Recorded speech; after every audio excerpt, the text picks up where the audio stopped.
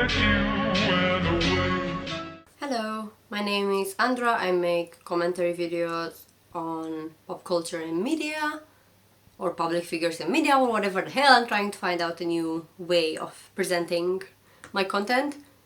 I have a new channel as well, politics and history, so go and subscribe there if that's something you're interested in. Obviously I'm a leftist, so it's gonna be quite a lot of leftist stuff, so if you're on the right, maybe it's not the best idea to subscribe over there.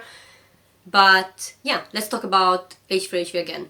Last time I talked about him, I got a few angry comments that I have deleted because it's my channel, it's not a democracy, it's my platform, I do whatever I want. So let's be clear, if you want to insult me or call me anti-Semitic for complaining about H3H3, I do not care and it will be deleted because it's not true. Just because I don't like one person who happens to be Jewish and a public figure does not make me anti-Semitic. So, as we all know by now, Will Smith slapped Chris Rock at the Oscars. This is like old news already, nobody cares that much, I would say, about it anymore. It was fun for the first 24 hours, seeing rich people fight each other is always fun. H3H3 had some stuff to say about it. Will Smith just a walking L since his wife decided to start weekly humiliating him on her Facebook show.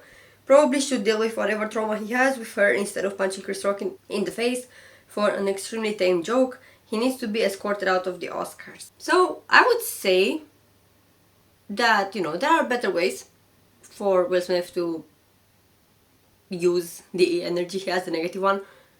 And I would say that, yeah, Jada's not been a perfect wife from the outside, but we don't know what's going on in their marriage. Where I'm standing with the slap is like, ultimately, yeah, it's not great, but also, like, it's not like he committed the worst crime known to mankind.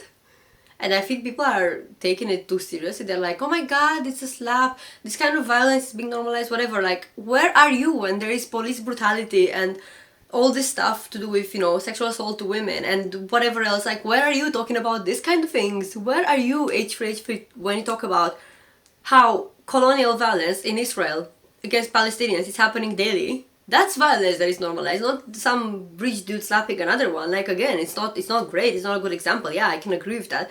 But it's like not that big of a deal.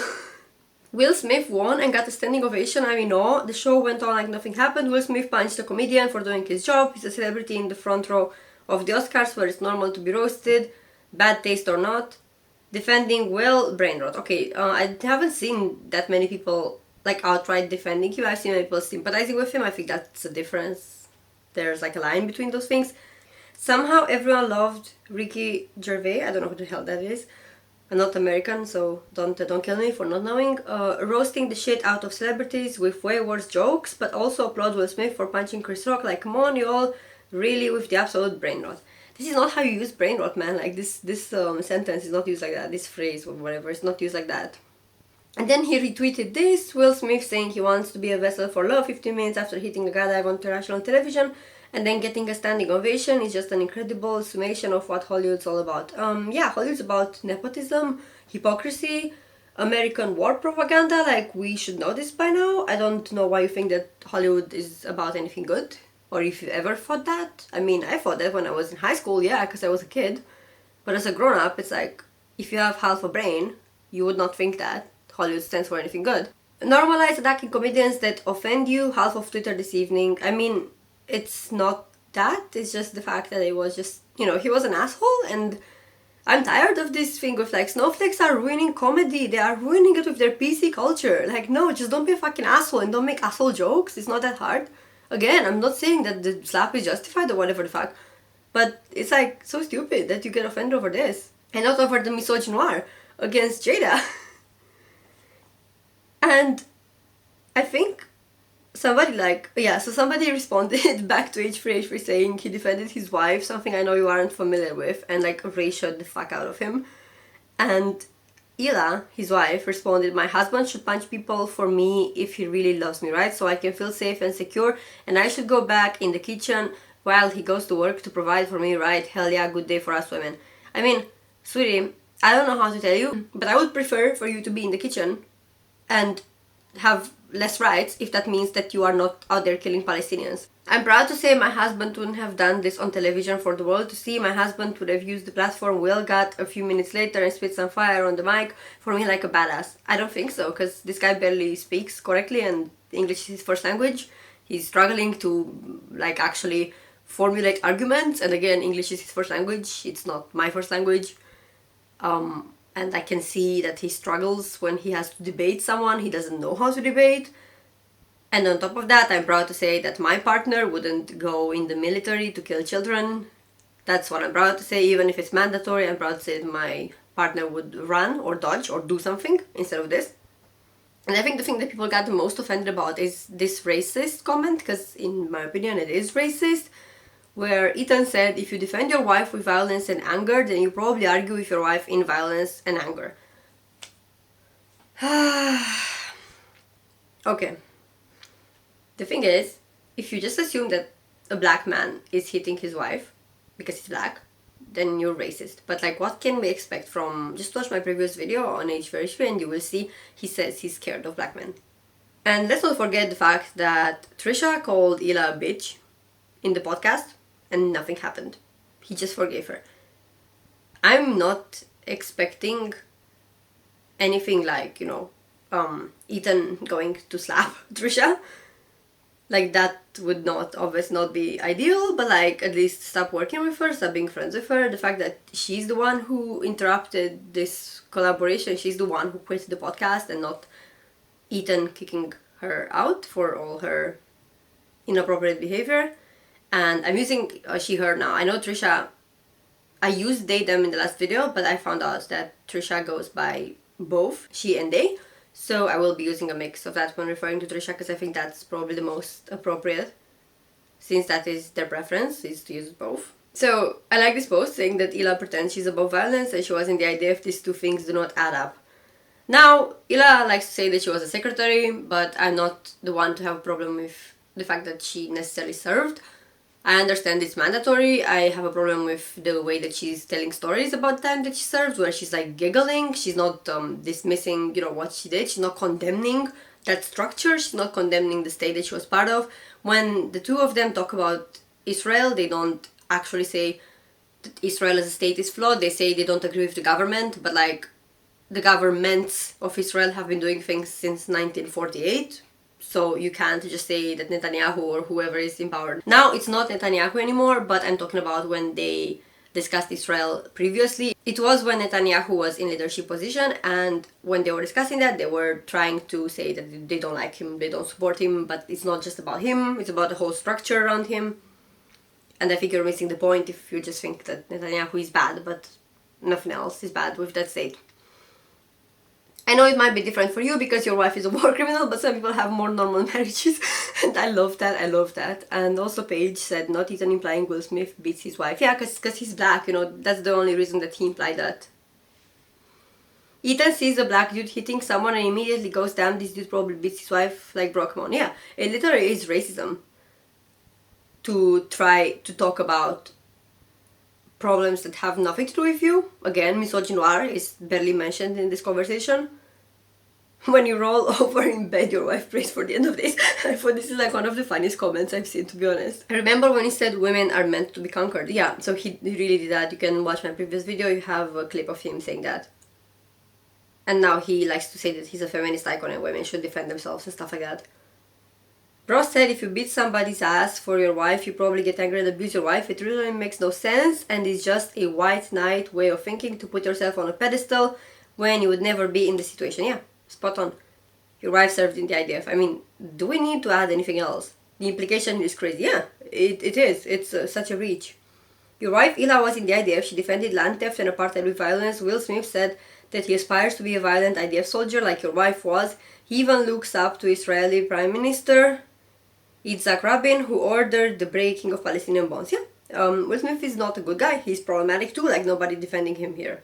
We are just defending, you know, racism in general, because I think it's okay to criticize what he did without racist tropes. But if you stoop that low to talking about racist shit, like generalizing black men as being violent, that's racist. What can I say? Yes, and if you let people call your wife a horse, then you probably argue with your wife by riding. Well, this is so funny. So the context is Kim Star was saying that Hila looks like a horse and shaming her looks and stuff like that. And I hate Kim Star, right? I do, but this is funny. Like, I'm sorry. why are you trying to turn this into some woke shit? This is a horrible take. Yeah, it is. And it's like, it's such stupid analysis. Your wife served in the Israeli army. Again, I'm glad people are saying that, because nobody cared about that prior to like a few months ago when I made my first video about it. Nobody cared. Then everybody was like racializing me and getting upset. But I'm glad people are waking up to colonial violence in Israel. You've said the N-word before with Hardar. Sit down the videos on YouTube. Yeah, again, it's in my video as well. He's racist, he shouldn't talk about it. He's not redeemed himself. Of course, the white man who has said many racist things about black people thinks that's a black man slapping another man for insulting his wife means he abuses his wife. Yeah. The eternal chemically castrated and lobotomized black man. I'm sorry, but this is so funny. Was you scared because it was a big giant black man in a suit, Ethan? Again, this is referring to Ethan saying that he's scared when he sees like a, I think it was a security guy who was black and tall and he had a suit on him. And Ethan was like scared of him because he's black. And even Hila noticed and she was like, if he was not black, if he was white, like would you still be scared? And he doubled down on it basically. Isn't this your wife? And this is Hila in a picture with the last words of George Floyd, I can't breathe, on a t-shirt. Using a black man's dying words as a fashion statement when she served in the IDF. Yeah, especially knowing that black and Palestinian liberation are so interconnected, it's so disrespectful. Somebody commented, Hila definitely wears the pants. She was an Israeli soldier. Ethan has been nothing but a bum his entire life. I guess shooting Palestinian children takes a lot out of you, yeah, genuinely. And since then, there have been a few situations in relation to this. So in his podcast, he continued to talk over his crew, because his crew is like in the frame in the podcast, they can have dialogue with him. So he continued to talk over them, be rude to them, not want to listen to their opinion. And he's also done this with callers. So they allowed people to call in and talk about this situation, and he didn't let them talk. There is a video by, I think, Spellsesh about this. I'm not going to watch all of that podcast because it's, first of all, it's like 3 hours. I don't have the willingness to watch H3H3 for that long because I hate this fucking guy. But also the fact that he talks over people and doesn't let them finish their sentences. I think as somebody with anxiety, it's horrible to listen to that. It's like extremely anxiety inducing. Like it makes me panic when I see something like that. It's like when I watched the Deaf Noodles debate with, I forgot the name of the other guy. And Dennis was like such a disrespectful little cunt. He would like talk over that guy the whole fucking time. Didn't let him get a word out. And just ridiculous. He didn't see anything wrong with that. Can't have a fucking dialogue with someone if you talk over them all the fucking time. So yeah, I'm not gonna listen to that. But I will discuss his apology. Slash, it's not an apology. He's just addressing the situation. Welcome, guys. It's the Ethan Klein channel back in action. New and improved. We got a new camera. So, I genuinely can't fucking stand Hila. Like, that's the first thing. It's like, why is she here? She doesn't speak.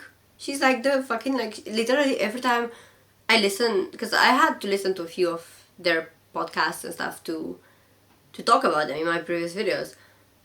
She literally is just there, like, it feels like she smoked 10 grams of weed or something, and she's just there like this, like literally her stare is like dead. Her eyes are literally dead. She has no fucking emotion. I don't think I've ever seen someone like this in my life, and I would feel just uncomfortable if I was friends with someone like this who would just like sit and look like the whole time. And I don't understand why she's there. If she's like a mannequin, no personality, literally like watching paint dry. And I'm sorry, I'm introverted, right? I am like a chatty introvert, I would say. This is why my schedule has been not really reliable, because I go through phases of like I can't even have a dialogue with anyone.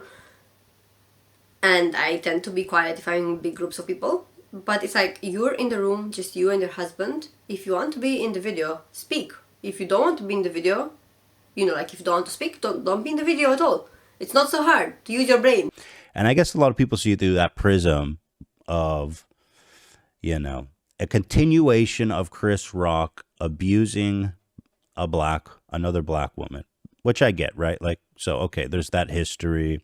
There's a history of Chris Rock making fun of her at a previous award ceremony in 2016 when she was boycotting it because it was too white, and So Chris Rock, in a way, broke the picket and came and then called her out like, oh, well, you weren't even invited anyway.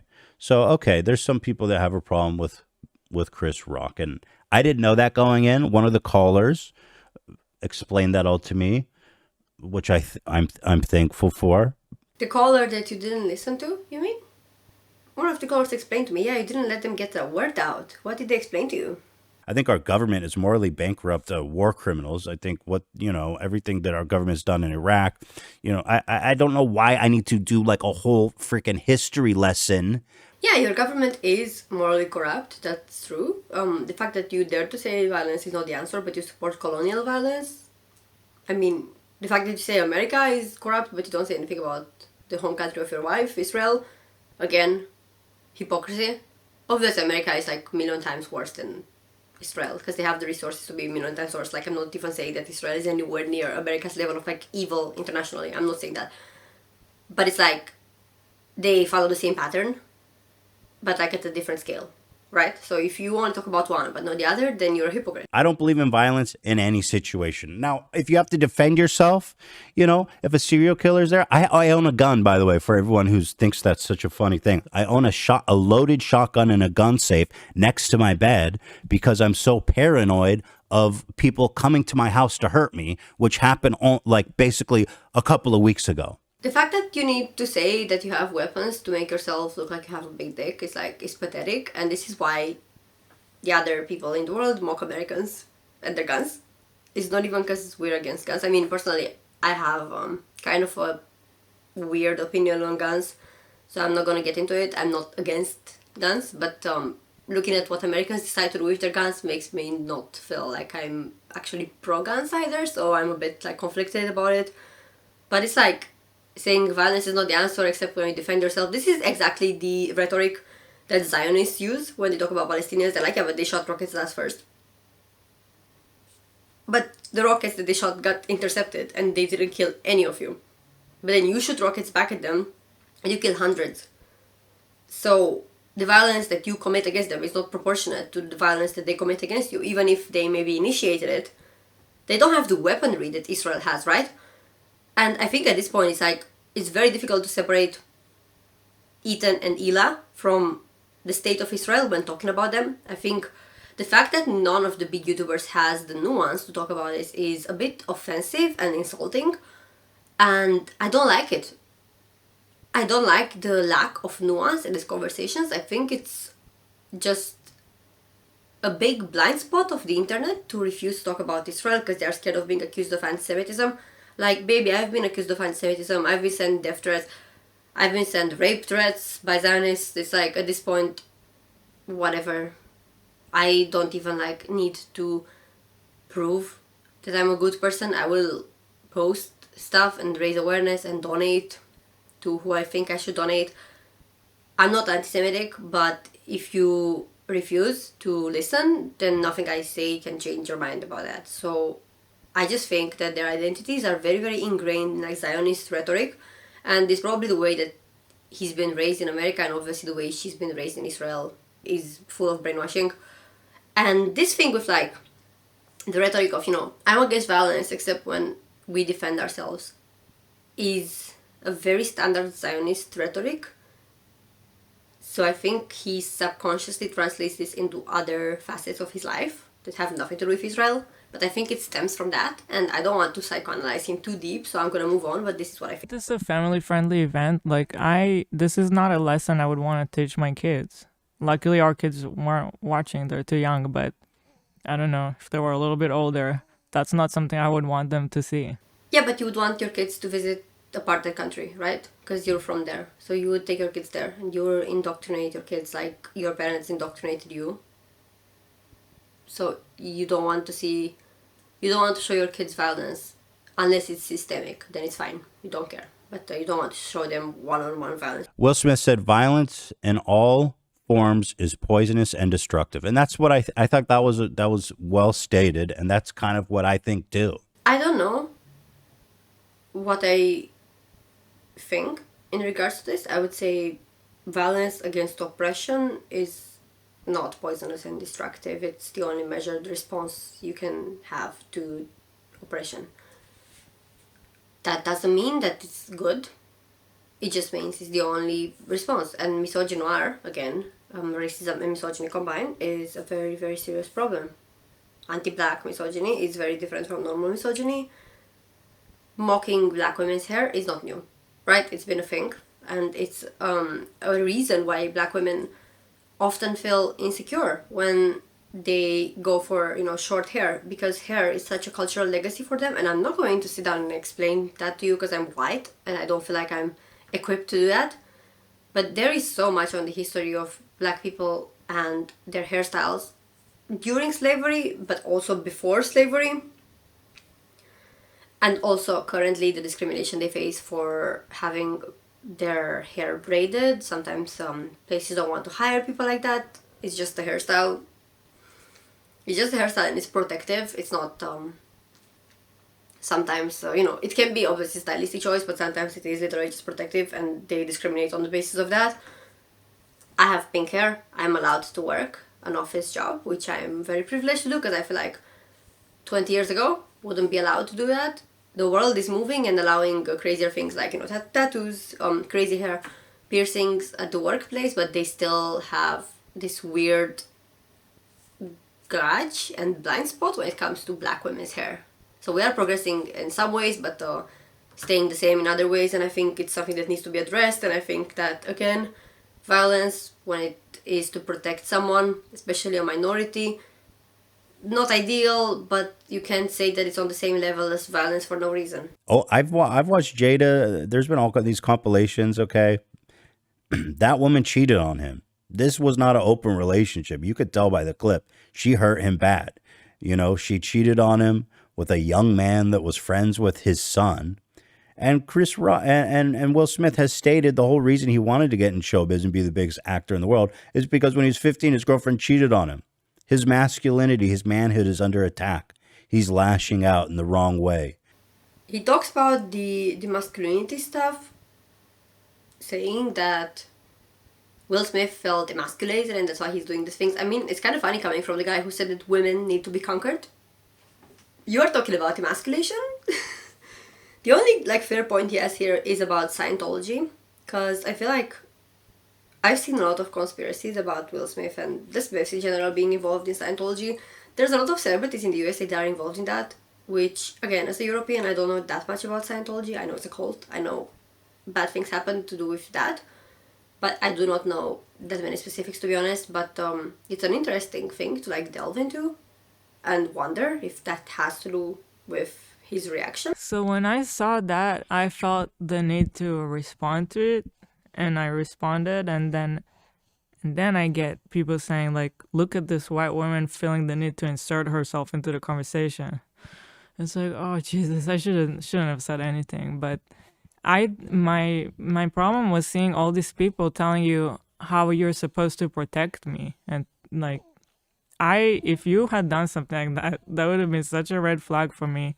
I do not want the person I'm with to go and punch somebody like that. And I don't know, it seems like such an old school, ooh, he's so macho. I thought majority of people were over those kind of roles to play for the man to be the protector that needs, I don't need you to be aggressive to make me feel safe and heard. I don't know. I mean, no, that's a fair argument. I agree with Hila. There are many cases where, I would want my boyfriend to protect me from situations, but not necessarily by beating people up. And also, I know that I'm capable of protecting myself.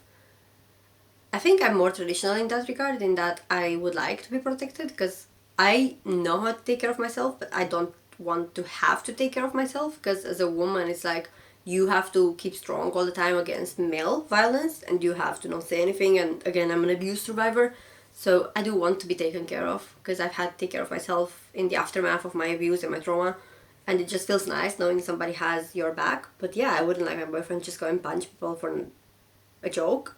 I would say, if my abuser came back into my life, I would want my boyfriend to do worse than what Will did, but that's a different situation. That's a more extreme case. But The thing is, I understand, I agree with Hila here. However, why was she not bothered when her husband was saying that women need to be conquered? Like, now she's a feminist icon, but like, when he said that, no reaction. Crickets. People go, oh, well, you're against violence. Well, then, you know, why were you in the IDF, which is mandatory service?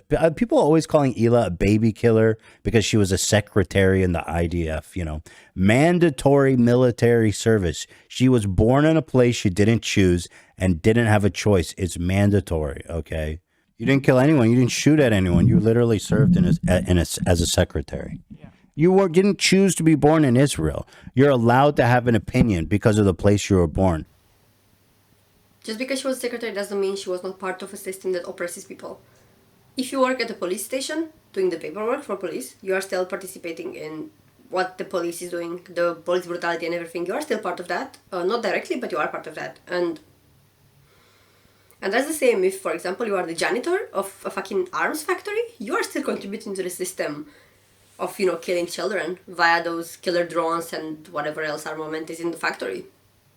It's simple. I don't understand why he's making it to be so complicated on purpose to try to absolve himself and his wife. There are many people who like dodged the draft or who immigrated to run away from the draft. It's not like everybody does it. I think you even get like a smaller prison sentence if you don't join the military. You get like a smaller prison sentence compared to the time that you would spend in the military in Israel. So, and also, like I said before, my problem is not that she participated in it. My problem is she doesn't disavow it. She doesn't condemn it now, afterwards. She doesn't live there anymore, so she could talk about it openly, but she doesn't want to because she supports it. Like, that's my thought. And also, people don't even know your political views. Like, me and Hila are super liberal. Like, we don't support Western settlements. We don't support the Israeli government for the most part. You know, I agree with a lot of the criticisms of Israel. So, like, you guys don't even know what you're talking about. And it's crazy how people just delegitimize anything you say by saying, oh, you were born in Israel. It's like, what do you mean by that, you know? You don't support settlements and you don't support the government, but you support the existence of the state of Israel, so you support colonialism, but only halfway through. This is pathetic, like I'm not even joking, and the fact that he's like, I'm a liberal. I don't care. I'm a communist. I don't give a fuck that you're a liberal, man. Like, I'm not even... It doesn't make me look at you with more respect, the fact that you're a liberal. Not that I'm hating, like, I'm not hating on everybody who's a liberal. Not all of my friends, for example, are communists, but I think it's a requirement for me that my friends who are not communists are not opposed to communism. Even if they are not communists themselves, I don't want somebody who tries to change my view because it doesn't match with their view. Like, that's my view on like liberals, you know, I know liberals. And I can have a conversation with them more than with conservatives, obviously. But like, it doesn't make me respect him because his views are, again, imperialist and colonialist. I don't support him. I do not care. And it's again the fact that he's saying that she didn't kill anyone, she didn't do that, she didn't do this. She said that she was on a mission where Palestinians were getting arrested for being terrorists. They arrest people periodically for no fucking reason in Israel, right? And she was there on the mission giggling and feeling like it's a fucking adventure. I mean, you might as well just say, well, any American doesn't get to have an opinion about anything ever because of what happened in the Middle East or what happened to Native Americans or whatever. It's like nobody is allowed to have an opinion about anything. I mean, to be honest, I would like sometimes to have Americans having opinions, especially since the Ukrainian war. Because I remember the days when people didn't know anything about my region and they wouldn't talk about it. Those days were so much better than now. Everybody is an expert on my region except for me, who I am from the fucking region. So I don't apologize. I know I'm not racist. I know I have prejudices, right? I'm working on it. I have prejudices. I think most people have prejudices that I'm aware of and working on and stuff like that. You know, I'm not racist. I don't think so. You know, I can even admit that, you know, at times I think and do racist things, but only because I'm ignorant and it's something I'm working on. It's not like I'm okay being racist, right? I think we are all imperfect, but I don't think I've ever been as bad as he has been in the clips that I posted in my previous video. I don't think I've ever said that I'm scared of a guy just because he's black. I don't think I've ever said the N-word harder in my life. There's a lot of different things like this that he's like not just a little bit racist, he's very racist, right? And I can appreciate and respect somebody willing to change, but I need to see that change, and I need to see him owning up to his mistakes. I don't think I've ever seen a video of him actually digesting the racist things he said in the past, going through them one by one with proof, and disavowing them and explaining how he changed. Until I see that, I don't believe that he changed. But if you do come to my house to harm me or my wife, I have a loaded shotgun. I will literally shoot you and kill you. Okay? So to say I'm against violence, yo, this is how I sit in bed and I think about the lock combo on my gun cabinet. I imagine how fast I can get there, punch in the code, take out the gun, turn off the safety, put the bullet in the chamber. I think about that obsessively every night. And that's the world I live in. Okay? So I'm not against violence when it's necessary. Punching a guy for saying a stupid joke is not necessary. And if you want to test me, come to my fucking house, and I've got 7 bullets. It's a semi-automatic shotgun, and I can unleash 7 fucking bullets on you without even have to cock that bitch. Okay? So if you think I'm against violence, if you think this is something I don't think about, then once again, you can yourself. I'm obsessed with my family's safety. But I just want to make this video as a very special and specific fuck you to all you hater ass bitches. And in the words of Jaden Smith, that's just how we do it.